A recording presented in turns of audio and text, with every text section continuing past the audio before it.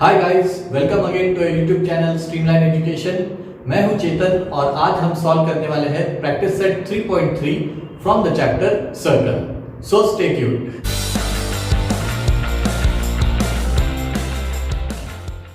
Practice set 3.3 solve करने के पहले कुछ बेसिक्स देख लेते हैं। सबसे पहले let us see what do you mean by arc of a circle. Arc of a circle, चलो तो एक सर्कल निकाल लेते हैं। So this is a circle whose centre is C. अब हमने सीकेंट देखा था। सीकेंट क्या करता है, एक सर्कल को दो पॉइंट्स पे इंटरसेक्ट करता है और आर पार निकल जाता है। यानी कि if I draw a line like this, if I name it X Y, then X Y is the secant which is intersecting the circle at 2 points A and B। तो अभी ये सीकेंट क्या कर रहा है, इस सर्कल को divide कर रहा है दो अलग अलग हिस्सों में। एक हो गया बड़ा वाला हिस्सा, एक हो गया छोटा वाला हिस्सा। तो आप देखोगे कि आर्क यानी क्या होता है, ये कर्व्ड पोर्शन, इसको आर्क कहते हैं। ओके, ये भी एक कर्व्ड पोर्शन है, वो भी क्या हो गया, it is also called as an arc. एक है बड़ा आर्क, एक है छोटा आर्क। तो जो बड़ा आर्क है that will be called as a major arc. Okay, उसको बोला जाएगा मेजर आर्क। और जो छोटा आर्क आपको दिखाई दे रहा है उसको हम कहेंगे minor arc, that is called as a minor arc. अब मेजर आर्क जो रहता है जनरली हम उसको 3 पॉइंट के टर्म्स में रिप्रेजेंट करते हैं। जैसे कि इसको अगर मैंने बोल दिया ए एस बी, ओके, तो आप देख ही रहे हो कि ये एक बड़ा आर्क है। ओके, तो जो मेजर आर्क है, major arc will be represented by usually 3 alphabets, यानी कि ए एस बी लिख सकता हूं मैं इसको, ए एस बी। और अगर माइनर आर्क मुझे लिखना है, ठीक है, तो माइनर आर्क में directly write it in terms of its end points. यानी कि if I say arc A B, arc A B, यानी कि आर्क ए बी यानी कि nothing but the smaller arc और द माइनर आर्क। तो minor arc को आप इस तरीके से on the basis of its end points you can write it. तो 3 वाला जब रहेगा तो समझ जाने का कि ये मेजर आर्क है, और अगर 2 के टर्म्स में आया तो समझ जाने का कि ये माइनर आर्क है। So this is about arc of a circle. Now the next thing that you are going to see is central angle. Central angle, central angle किसको कहते हैं? चलो अभी फिर से एक सर्कल ड्रॉ कर लेता हूं, और ये उसका C यानी कि सेंटर ऑफ द सर्कल है। अब मैं यहां पे एक एंगल निकाल लेता हूं लाइक दिस। ओके, तो इस एंगल का एक वर्टेक्स, इस एंगल का जो वर्टेक्स है, ओके, ये कहां पे लाई कर रहा है, it is lying on the centre of the circle. So if the vertex of the angle lies on the center of the circle, then it is called as a central angle। जब angle का vertex, vertex यानी कि ये point अगर मैं ऐसे निकाल लेता हूं तो ये हो गया उसका वर्टेक्स। ओके, और अगर ट्रायंगल निकाल लेता हूं तो उसके कितने वर्टेक्सेस होते हैं, 1 2 and 3। तो when the vertex of the angle lies on the center of the circle, then it is called as a central angle। अब सेंट्रल एंगल अगर आप देखोगे, सेंट्रल एंगल अब मैंने नाम दिया है एक्स सी वाई। यहां पे angle X C Y is a central angle. Central angle भी क्या कर रहा है, ये भी सर्कल को 2 हिस्सों में बांट रहा है।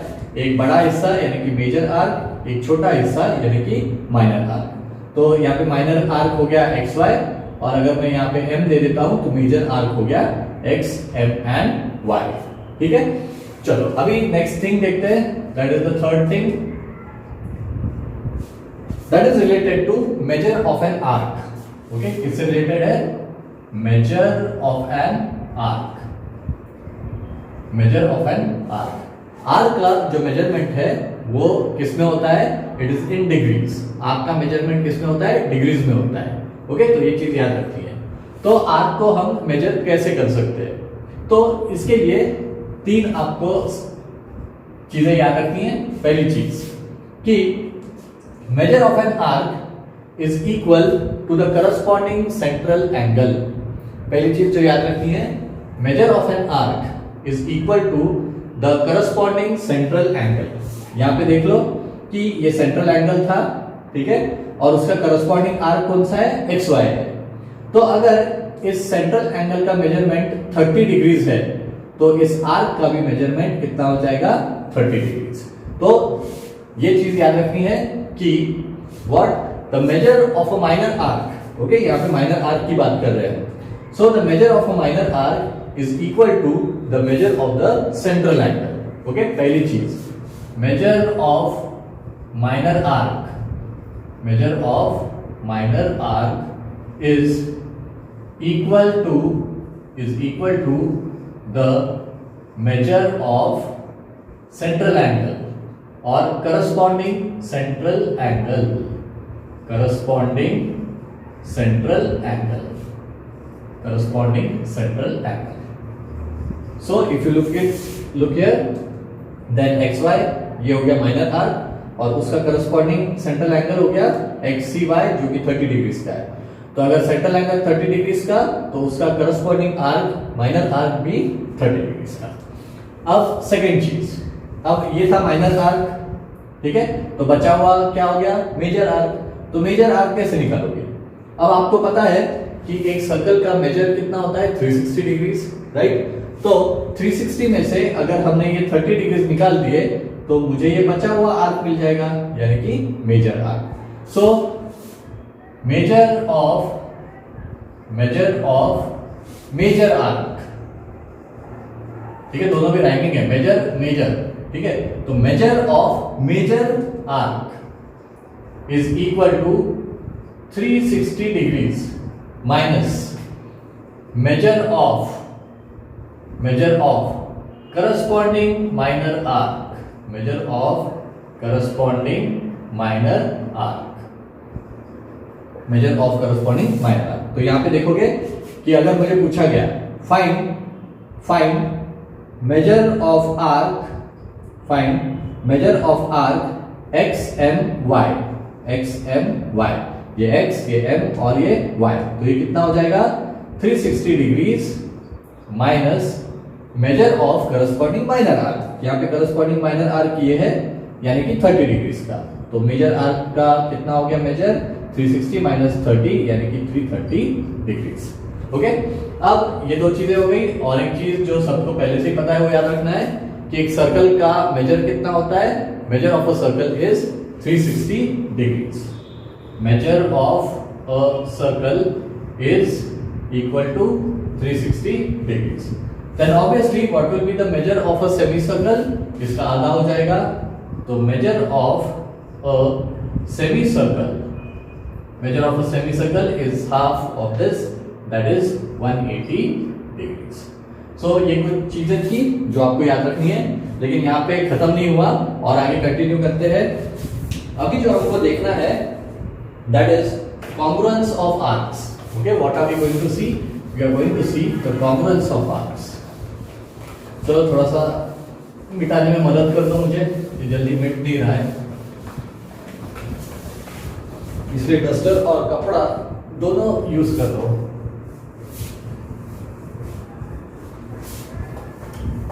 What are we going to see?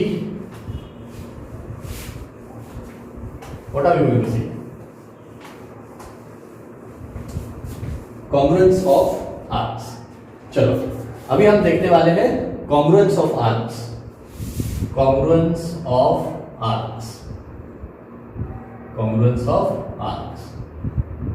अभी आर्क क्या था वो तो हमने देख लिया। हमने अगर सर्कल उतारा, एक सीक्रेट उतारी या एक एंगल उतार दिया, तो ये एक आर्क हो जाएगा, ये भी एक आर्क हो जाएगा। मैं थोड़ा सा इसको नीचे उतार लेता हूं, यहां पे ड्रॉ कर लेता हूं, ठीक है। तो ये ऊपर वाला जो है दैट इज मेजर आर्क और नीचे वाला जो है माइनर आर्क है। Now we are going to talk about congruence of arcs. इसका मतलब कि आर्क्स कब कॉन्ग्रुएंट होते हैं। ओके, आपको बोला जाए कि दो आर्क्स कब कॉन्ग्रुएंट होंगे, तो you have to remember that two arcs are congruent या आर्क्स आर कॉन्ग्रुएंट। सिर्फ ये भी लिख सकते हैं, दो से ज्यादा भी हो सकते हैं। Arcs are congruent if their measure and radii are equal if the measure and radii are equal। इसका मतलब कि अगर दो आर्क्स का मेजर, यानी कि दो आर्क से दोनों का मेजर 30 डिग्री है और दोनों का रेडियाई सेम है, then only the two arcs will be congruent to each other. Okay, चलो देखते हैं। अगर मैंने एक बड़ा सर्कल उतार लिया, उसके अंदर और एक छोटा सर्कल उतार लिया, ठीक है। अब मैंने क्या किया, दोनों का कॉमन सेंटर निकाल लेंगे। एक this the common centre. Okay, अब ये कॉन्सेंट्रिक सर्कल्स है, मैंने यहाँ पे एक एंगल उतार दिया। ओके, एंगल क्या करता है, सर्कल को दो हिस्सों में डिवाइड करता है, ठीक है। यहाँ पे है आर्क ए बी और यहाँ पे है आर्क सी डी। देखो ये आउटर सर्कल में ये आर्क सी डी है और इनर सर्कल में ये आर्क ए बी है।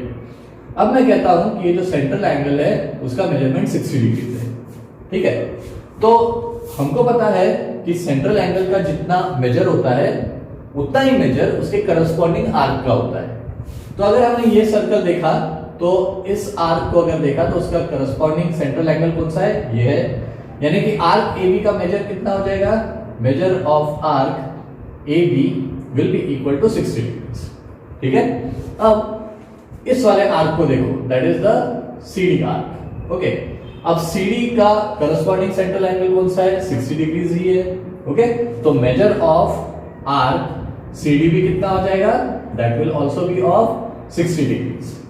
लेकिन अगर मैं इस आर्क को इसके ऊपर रख देता हूं, ओके, इस आर्क को इसके ऊपर रख देता हूं, क्या दोनों कोइंसाइड करेंगे, यानी क्या दोनों एक दूसरे को मैच कर देंगे, क्या उनके लेंथ सेम रहेंगे, ऑब्वियसली नहीं। ओके, तो दो आर्क का जो कॉन्ग्रुएंस है वो हम सिर्फ मेजर ऑफ आर्क से डिटरमाइन नहीं कर सकते।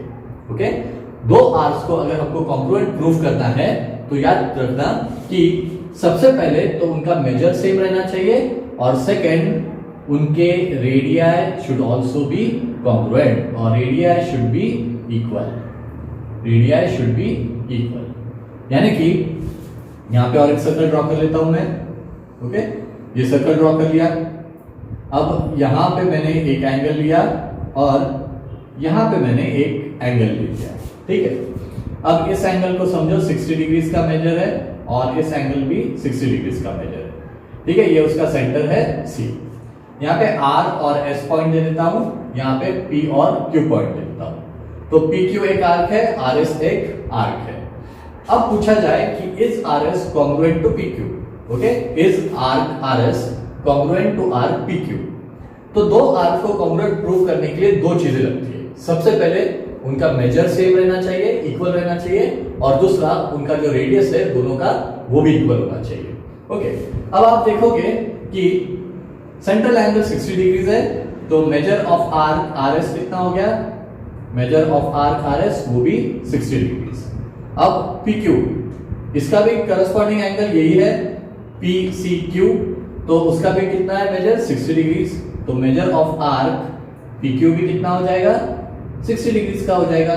तो एक कंडीशन तो मिल गई। अब देखना है कि क्या दोनों के रेडियस सेम है, रेडियाई सेम है। अब आप देखोगे कि ये नथिंग बट द रेडियाई है, ओके, एंड ये दोनों भी ऑफ द सेम सर्कल है। ओके, ये और ये क्या है, radii of the same circle है, और रेडियाई सेम सर्कल के तो अलग नहीं हो सकते, सेम ही होने वाले हैं। तो यहाँ पे radii are also equal, radii are also equal.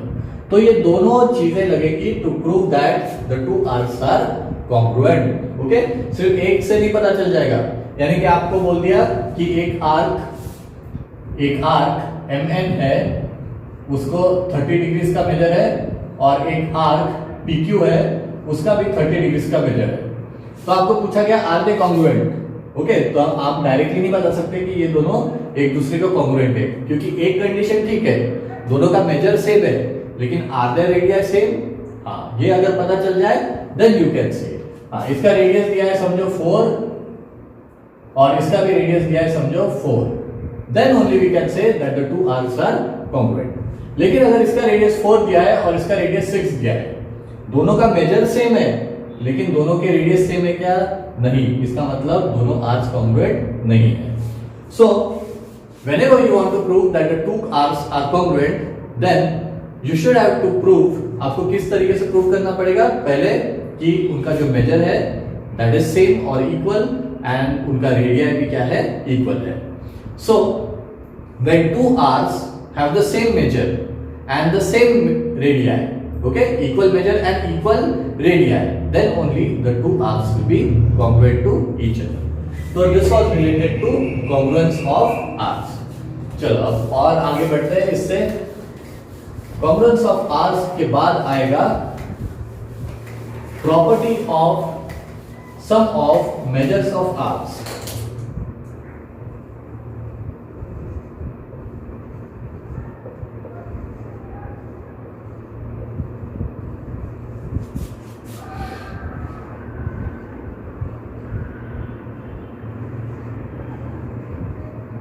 Okay, property of sum of measures of arcs. पढ़ने को थोड़ा सा ऐसा लगता है कि क्या होगा करके, लेकिन बहुत ही सिंपल है. चलो फिर से आर्क निकाल लेते हैं, यानी कि सर्कल निकाल लेते हैं. सर्कल एक बड़ा आर्क है. अब इसमें मैं कुछ पॉइंट्स डाल देता हूं, R S P M then N and Y. कितने पॉइंट्स हो गए, 1 2 3 4 5 6. ठीक है, हम क्या पढ़ रहे हैं, property of sum of measures of arcs. तो जब भी आपको आर्क्स का सम करना है, ओके, जब भी आपको आर्क्स का सम करना है, यानी दो आर्क्स का मेजरमेंट ऐड करना है, तो उन दो आर्क्स के बीच में हमेशा एक ही कॉमन पॉइंट होना चाहिए. ओके, उन दोनों के बीच में एक ही कॉमन पॉइंट होना चाहिए. इसका मतलब कि अगर मुझे पूछा जाए कि find the measure of arc NSY, ठीक है, मेजर ऑफ आर्क NSY, यानी कि यहां से शुरू हो रहा है और यहां पे खत्म हो रहा है, तो मैं ये लिख सकता हूं that is equal to measure arc NRS. Okay, measure arc एक पॉइंट कम कर देता हूं फिलहाल ताकि समझने में इजी हो जाए. तो यहां पे NS और M कर देता हूं. चलो आपको क्या फाइंड आउट करना है कि M तक के मेजरमेंट कितना है पूरे आर्क का. मेजर आर्क NSM, ये पूरे आर्क का कितना मेजरमेंट है. तो I can write here it is equal to measure arc NRS plus measure arc NRS यहां तक हो गया एंड SPM. ठीक है, अब देखो NRS और SPM में कितने कॉमन पॉइंट्स है, एक सिंगल कॉमन पॉइंट है दैट इज S. तो जब भी आप दो आर्क्स का मेजर करोगे तो ये देखना है कि उन दोनों में सिर्फ एक ही कॉमन पॉइंट होना चाहिए. तो अगर इसको मैं दूसरी तरीके से लिख के दिखाता हूं, ठीक है, जो कि गलत होगा. अब मेजर आर्क NSM मैं उसको अलग तरीके से लिखता हूं, equals to measure arc NRS plus measure arc RPM. अच्छे से देखो, अभी मैंने क्या लिखा है, मेजर आर्क NRS, ठीक है, मेजर आर्क NRS यानी यहां से यहां तक, प्लस मेजर आर्क RPM, तो अब ये दोनों आर्क्स में सिर्फ एक ही सिंगल पॉइंट कॉमन है क्या, नहीं, ये यहां से तो पूरा ये हिस्सा इसमें कॉमन है, तो ये चीज गलत हो जाएगी.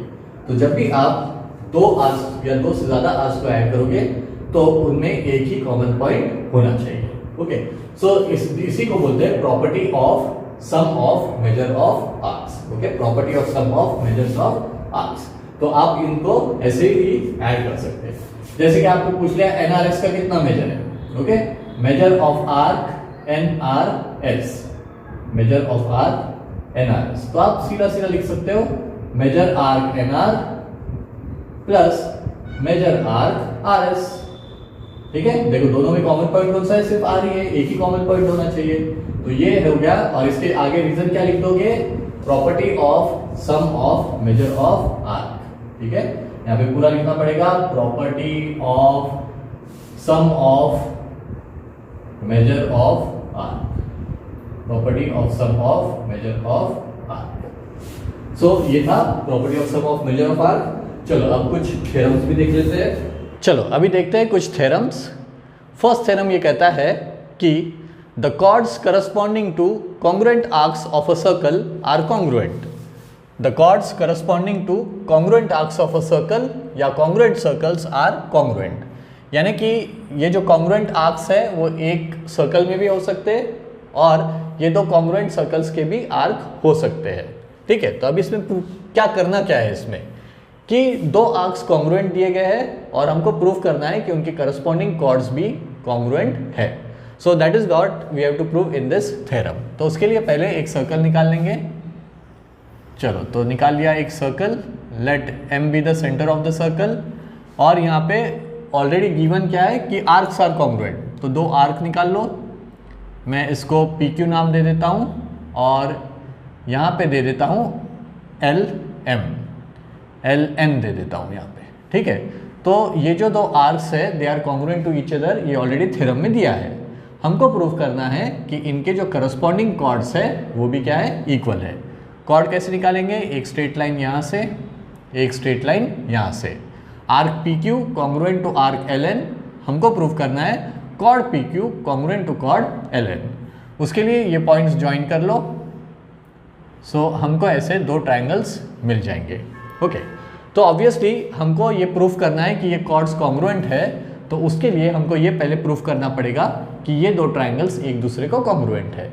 जब दो ट्रायंगल्स एक दूसरे को कॉन्ग्रुएंट प्रूव हो जाएंगे तो ऑटोमेटिकली उनके जो बचे हुए साइड्स है वो भी कॉन्ग्रुएंट हो जाएंगे और उस तरीके से हमको मिलेगा कि chord P Q congruent to chord L N. चलो इसको सॉल्व करते हैं। Let us write down the proof. पहले लिखो गिवन इन्फॉर्मेशन। गिवन में क्या लिखोगे, M is the centre of the circle, M is the centre of the circle. ठीक है, फिर उसके बाद जो इन्फॉर्मेशन इंपॉर्टेंट है और एक कि arc P Q it is congruent to arc N L, it is congruent to arc N L, ये दिया गया है। अब हमको प्रूफ क्या करना है, we have to prove that chord P Q is congruent to chord N L. ये हमको प्रूव करना है कि ये जो कॉर्ड है ये और ये जो कॉर्ड है एक दूसरे को कॉन्ग्रुएंट है। ठीक है, अब सबसे पहले हम इसका प्रूफ लिख लेते हैं। कहाँ से शुरुआत करेंगे, सबसे पहले तो हम ये लिखेंगे कि ये जो आर्क पी क्यू है it is equal to the corresponding central angle. ठीक है, यानी कि major arc P Q is equal to angle P M Q. क्यों, obviously by the definition of measure of minor arc, जितना इस minor arc का measure है उतना ही मेजर उसके करस्पॉन्डिंग सेंट्रल एंगल का होगा। तो दैट इज वाई जितना इसका मेजरमेंट उतना ही सेंट्रल एंगल का मेजरमेंट। सिमिलरली उस वाले ट्रायंगल में भी क्या हो जाएगा कि major arc L N is equal to angle N M L. दोनों का रीजन क्या हो जाएगा, पहले तो इसको 1 दे दो और इसको 2 दे दो। Equation number 2, reason definition of measure of minor arc, definition of measure of minor arc, ये शॉर्ट फॉर्म में है। आप चाहिए तो पूरा लिख सकते हो कि the measure of the minor arc is equal to the measure of the corresponding central angle. Okay, अब ये चीज़ें हो गई, इसका आर्क का मेजरमेंट एंगल के इक्वल और इस आर्क का मेजरमेंट इस एंगल के इक्वल। ओके, अब ऑब्वियसली इससे क्या पता चल जाएगा, देखो अगर ये आर्क 15 डिग्रीज का है, ठीक है, यहाँ पे 30 ले लो, 30 डिग्रीज का है, ठीक है, तो इसका सेंट्रल एंगल भी, करस्पॉन्डिंग सेंट्रल एंगल भी 30 डिग्रीज का हो जाएगा। ठीक है, अभी ऑलरेडी थ्योरम में क्या दिया है कि ये आर्क्स कॉन्ग्रुएंट है। अगर आर्क्स कॉन्ग्रुएंट है तो उनका मेजर भी सेम होगा, यानी कि ये आर्क पी क्यू का 30 डिग्रीज है तो ये एल एन का भी 30 डिग्रीज होगा। और इसका करस्पॉन्डिंग एंगल कौन सा है, ये है, तो करस्पॉन्डिंग एंगल का और माइनर आर्क का मेजरमेंट भी सेम हो जाएगा, यानी ये भी 30 हो जाएगा। तो इनडायरेक्टली हमको क्या मिल गया कि ये दो ट्रायंगल्स, ये दो angles P M Q and N M L ये एक दूसरे को क्या है, कॉन्ग्रुएंट है। ओके, सो यहाँ पे क्या लिखूंगा मैं, थर्ड वाला। Okay, angle therefore angle P M Q, ठीक है। लेकिन उसके पहले हमको और एक इंफॉर्मेशन लिखनी पड़ेगी, that is measure arc P Q is equal to measure arc N L. ठीक है, ये देखो अच्छी से कि major arc P Q is equal to angle P M Q and measure arc N L is equal to angle N M L. लेकिन दोनों arc already congruent, तो ऑब्वियसली दोनों central angles are going to be congruent. So इसको दे दो equation number 3। So from 1, 2 and 3 I can write from 1, 2 and 3. What can I write? That angle PMQ is congruent to angle NML. Is congruent to angle NML. ठीक है, ये information मिल गई। Okay, अभी हमको क्या करना है, हमको दो ट्राइंगल्स लेने हैं और उनको कॉन्ग्रुएंट प्रूफ करना है। चलो, तो दो ट्राइंगल्स लेते हैं, in triangle PMQ and triangle NML। चलो, अभी सेगमेंट MP, सेगमेंट MP ये किसको कॉन्ग्रुएंट है, MN को कॉन्ग्रुएंट है। क्यों कॉन्ग्रुएंट है, कि दोनों radii of the same circle है। Similarly segment MQ is congruent to segment ML। Obviously फिर से वही reason, radii of the same circle, तो दोनों के लिए कॉमन रीजन लिख दो, रेडियाई ऑफ सेम सर्कल। चलो, अभी और एक क्या मतलब है अपने को, कि एंगल जो है बीच में का, that is angle PMQ, that is also congruent to angle NML। अब ये हम ऑलरेडी कहाँ पे प्रूव कर चुके हैं, कहाँ पे प्रूव कर चुके हैं, ऑलरेडी यहाँ पे प्रूव कर चुके हैं। ठीक है, तो यहाँ पे लिख दो प्रूव्ड अबव, प्रूव्ड अबव। चलो, अभी क्या क्या मिला, दो साइड्स इंक्लूडेड एंगल, दो साइड्स इंक्लूडेड एंगल, तो ऑब्वियसली ये दो ट्राइंगल्स कॉन्ग्रुएंट होंगे by which test, side angle side test of congruence. Therefore I can write that triangle PMQ is congruent to triangle NML by which test, side angle side test of congruence। Okay, अब obviously दो triangles congruent prove हो गए, तो उनके बचे हुए sides भी क्या हो जाएंगे, कॉन्ग्रुएंट हो जाएंगे। तो I can write therefore segment PQ congruent to segment NL, और यहाँ पे आएगा रीजन CSCT, यानी कि corresponding sides of congruent triangles. तो इसी से हमको मिल गया कि chord PQ is congruent to chord NL। So this was the first theorem. चलो, अभी देखते हैं नेक्स्ट थ्योरम। चलो, अभी दूसरा थ्योरम देखते हैं, जो कहता है कि corresponding arcs of congruent chords of a circle are congruent. क्या कहता है, corresponding arcs of congruent chords of a circle और congruent circles are congruent. Congruent circles का मतलब कि दो सर्कल्स का जो रेडियस होगा वो सेम होगा। ठीक है, तो उनमें अगर दो कॉन्ग्रुएंट कॉर्ड्स दिए गए हैं तो उनके जो करस्पॉन्डिंग आर्क्स है वो भी क्या हो जाएंगे, कॉन्ग्रुएंट हो जाएंगे। तो जो पहला थ्योरम देखा था उसमें हमको क्या कहा गया था कि आर्क्स इक्वल है और हमको प्रूव करना था कि उनके करस्पॉन्डिंग कॉर्ड्स भी इक्वल है। अभी उल्टा दिया गया है कि कॉर्ड्स ऑलरेडी कॉन्ग्रुएंट है, हमको प्रूव करना है कि उनके जो आर्क्स है वो भी क्या है, वो भी कॉन्ग्रुएंट है। अब आर्क्स अगर कॉन्ग्रुएंट प्रूव करना है तो उसके लिए दो रिक्वायरमेंट होते हैं। ठीक है, कभी भी दो आर्क्स कॉन्ग्रुएंट कब रहते हैं, जब उनका मेजर भी सेम रहता है और उनका जो रेडिया है वो भी इक्वल रहता है, तभी जाके दोनों आर्क्स कॉन्ग्रुएंट हो सकते हैं। तो चलो इसका अभी प्रूफ लिखते हैं। उसके लिए सबसे पहले we will draw a circle. चलो, अभी सर्कल उतार लिया, let M be the centre of the circle. अभी क्या दिया है, corresponding arcs of congruent chords, यानी कि कॉर्ड्स कॉन्ग्रुएंट है, ये ऑलरेडी दिया गया है। तो चलो पहले दो कॉर्ड निकाल लेते हैं। समझ लो ये कॉर्ड है CD और यहाँ पे एक कॉर्ड निकाल लेते हैं, क्या लिख लूँ, RS। ठीक है, तो CD chord is congruent to chord RS, this has already been given. चलो इनको ज्वाइन कर लेते हैं, ये पॉइंट्स। अब हमको प्रूफ क्या करना है, सबसे पहले गिवन में है chord CD congruent to chord RS। We have to prove that arc CD is also congruent to arc R S, ये हमको प्रूव करना है। ठीक है, again we will be using the same method, we will be taking these two triangles and we will be proving them to be congruent, और उसी के बाद हमको मिल जाएगा कि आर्क सी डी और आर्क आर एस एक दूसरे को कॉन्ग्रुएंट है।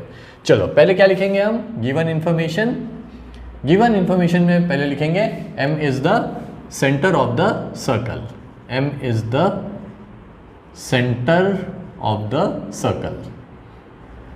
दूसरी information, chord C D congruent to chord R S, chord C D is congruent to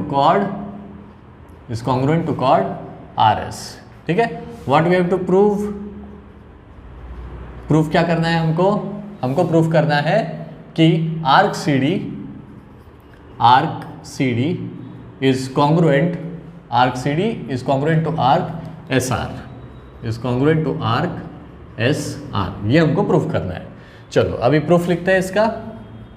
पहले क्या करेंगे, दो ट्राइंगल्स लेंगे, in triangle M C D, in triangle M C D and triangle M S R, and triangle M S R, this is congruent to this, तो I can write segment M C congruent to segment M S. ठीक है, M C M S, obviously you know why, because they are the radii of the same circle. उसी तरह chord M D, sorry segment M D, not cord, segment M D congruent to segment M R, segment M R, और दोनों के लिए एक ही common reason होगा, that is the radii of same circle, radii of same circle. अब इसमें की जो थर्ड साइड है, ठीक है, जो कि सी डी और आर एस है, are they congruent, yes they are already congruent, क्योंकि हमको यहाँ पे दिया है कि chords are congruent. So I can write here segment C D congruent to segment R S, and this has already been given, ये already हमको दे चुके हैं। चलो अब ये इन्फॉर्मेशन से क्या हम इन दो ट्राइंगल्स को कॉन्ग्रुएंट प्रूव कर सकते हैं, ऑब्वियसली प्रूव कर सकते हैं। बाय विच टेस्ट, तीनों साइड्स कॉन्ग्रुएंट है एक दूसरे को, okay, so by which test, side test of congruence. So I can write here therefore triangle M C D is congruent to triangle M S R, is congruent to M S R, triangle M S R, by which test, side test of congruence. Okay, ये अभी prove हो गया कि दोनों triangles क्या है, congruent है। Okay, अगर दोनों ट्राइंगल्स कॉन्ग्रुएंट है तो उनके बचे हुए एंगल्स भी क्या हो जाते हैं, कॉन्ग्रुएंट हो जाते हैं, यानी कि angle C M D will be congruent to angle S M R, therefore I can write angle C M D central angle है, S M R central angle है, okay, is congruent to angle S M R. अब reason क्या लेंगे, obviously C A C T का मतलब corresponding angles of congruent triangles. जब दो triangles congruent prove हो जाते हैं तो उनके बचे हुए साइड्स और एंगल्स भी कॉन्ग्रुएंट हो जाते हैं, तो उसी के टर्म्स में angle C M D is congruent to angle S M R, क्योंकि दोनों भी ट्राइंगल्स कॉन्ग्रुएंट है। अब इस एंगल सी एम डी का करस्पॉन्डिंग माइनर आर्क कौन सा है, ये है, ठीक है, और हमने पढ़ा था कि जितना सेंट्रल एंगल उतना ही measure of the minor arc. Okay, तो मैं क्या लिख सकता हूं यहाँ पे, therefore measure arc C D, okay, measure arc C D equals to measure angle C M D, measure arc C D is equal to angle C M D, right. Similarly यहाँ पे भी क्या लिख सकता हूँ मैं, measure arc R S, measure arc S R is equal to angle S M R, is equal to angle SMR. What will be the reason? Definition of measure of minor arc, ठीक है, या फिर लिख सकते हो कि the measure of minor arc is equal to the measure of the corresponding central angle। तो मैं शॉर्ट में लिखूंगा यहाँ पे definition of measure of minor arc, definition of measure of minor arc। तो यहाँ पे देखो कि arc C D equals to angle C M D and arc S R equals to angle SMR, ठीक है। लेकिन हमको और क्या पता है, हमको अगर CD arc congruent to RS proof करना है तो हमको और चीज़ क्या चाहिए ये प्रूफ करने के लिए, ओके। ये हो गया इन्फॉर्मेशन 1, इसको 1 दे दो नीचे और इसको दे दो 2। अब हमको पता है कि measure angle CMD is equal to और congruent to measure angle SMR। ये हम ऑलरेडी यहाँ पे प्रूव कर चुके हैं, ठीक है। अभी जरा देखो, आर्क जो CD है वो इस एंगल के इक्वल है, सेंट्रल एंगल के, ठीक है। अगर ये 15 डिग्रीज का है तो ये भी 15 डिग्रीज का है। देन मेजर आर्क SR ये जो है it is also equal to angle SMR, okay. अब ये दो एंगल्स लेकिन हमको पता है कि ये दो इक्वल है, हमने यहाँ पे प्रूव कर दिया। तो ये 15 है तो ये 15 है, तो ये 15 है एंगल, तो इसका आर्क भी 15 है। तो हमको ये जो 1, 2 और 3 से क्या पता चल जाता है, ये पता चल जाता है कि from 1, 2 and 3, from 1, 2 and 3 arc CD is congruent to arc SR, okay. तो हमने प्रूव कर दिया कि दोनों आर्क्स भी एक दूसरे को कॉन्ग्रुएंट है। तो हमने क्या किया, दो ट्राइंगल्स लिए, उनको कॉन्ग्रुएंट प्रूव किया। कॉन्ग्रुएंट प्रूव कर दिया यानी कि उनके बचे हुए एंगल्स भी कॉन्ग्रुएंट होते हैं, इसीलिए CMD angle is congruent to SMR, ठीक है। ये दो एंगल्स कॉन्ग्रुएंट प्रूव हो गए, ठीक है। अब इस एंगल का करस्पॉन्डिंग आर्क ये है, तो जितना ये एंगल उतना ही ये आर्क, जितना ये एंगल उतना ही वो आर्क, लेकिन दोनों एंगल्स इक्वल तो दोनों आर्क्स भी इक्वल। तो ये थे कुछ basics that you have to study before solving the practice set 3.3। तो पहले ये अच्छे से पढ़ लेना, फिर हम सॉल्व करेंगे प्रैक्टिस सेट 3.3।